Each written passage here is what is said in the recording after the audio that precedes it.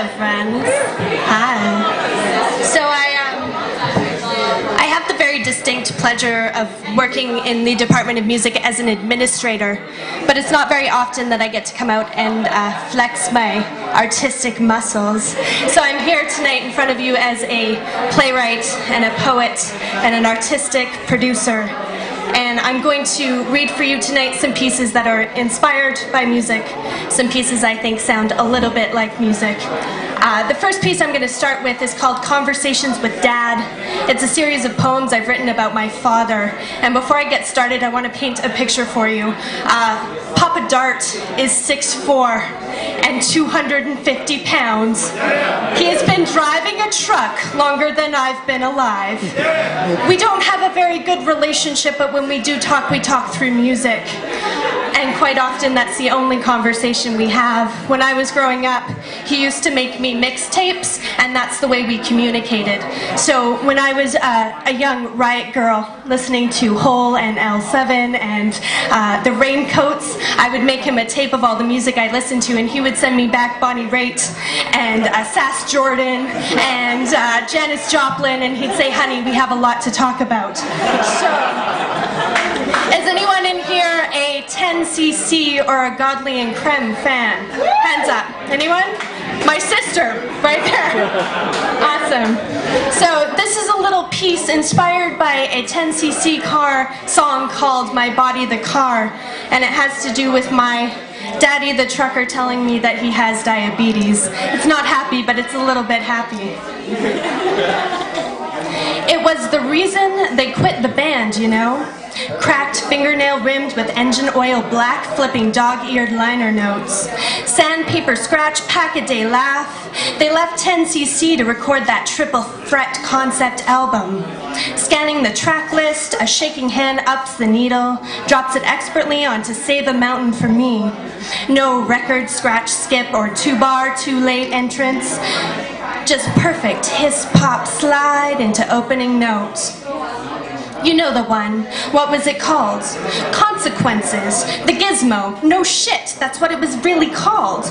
Let them create this real orchestral sound with just a small box on the guitar bridge. Wild, man. Just wild. One finger boogie, a side-to-side head nod, big trucker man feet too tired to move too fast singing. It sounds like a choir when the chain gang shout, save me a mountain for when I get out. We don't talk about the fact he can't leave the country without pardon. Possession or trafficking or just plain tax evasion, he won't admit what. Pale blue eyes sparkling, memories of the Elmo and that time he almost saw the Stones. You know, when they billed themselves as opening act the Cockroaches and April Wine was slated to headline. Or the time he really saw Crosby, Stills, Nash and Young with Dylan and Baez. Memory, a lock safe of the indulgent decade. Cover art and guitar licks and long past lyrics as religion, replacing hard-pewed Catholic upbringing and altar service and Hail Marys. The Police, Duran Duran, Frankie Goes to Hollywood, those boys had their teeth into everything.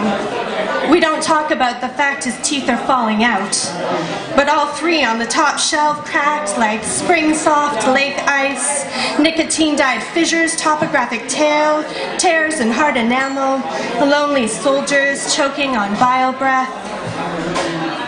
Now this one, loud voice like yelling over basement, hearts pounding out by jack subs, even though the empty living room's the venue stage. Singing again, louder to cover up the volume knob now on 9. My body the car, slowly burning out the rubber and stripping the gears, head tipped back showing soft gullet folds bouncing over blissed out vocal cords. I wait for the refrain, for the part that goes, she's leaking oil, my body the car, the color of blood. He doesn't talk about the diabetes or the sleep apnea or the high blood pressure pills he pops twice a day, replacing the speed he used to shake, or the weed he used to smoke, or the coke he used to snort. He doesn't need to, not when Godly and Creme are singing.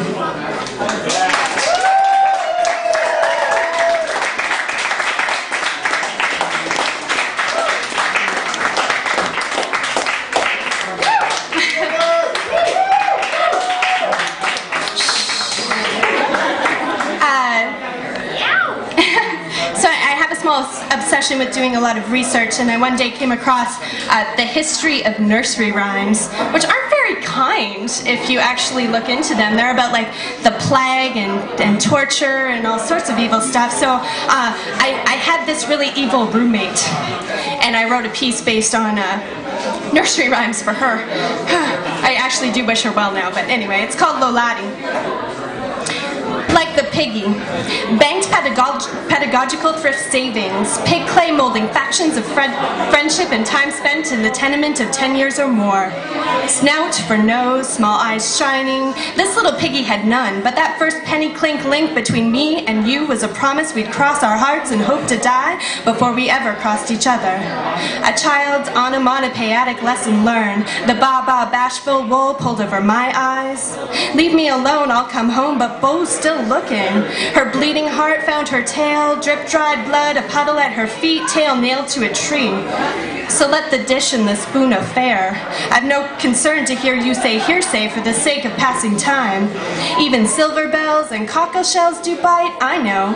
Colloquial treat screwing thumbs and piercing. Oh no! We lost power! Keep going! Keep going! Really? Shut off. Alright, I'm just gonna keep going. Apparently they just shut off. Is there another plug nearby? Everything's plugged in there. Okay, so I'm just gonna keep going. Just for right now. So, remember the maids and the rows of the guillotine blades, like squish metal to skin? They have your pretty neck because you have it for cheap. Oh, hush now, hush-a-bye, say goodbye, that bridge done burned up, not just fall down. Bricks and mortar will not stay, ashes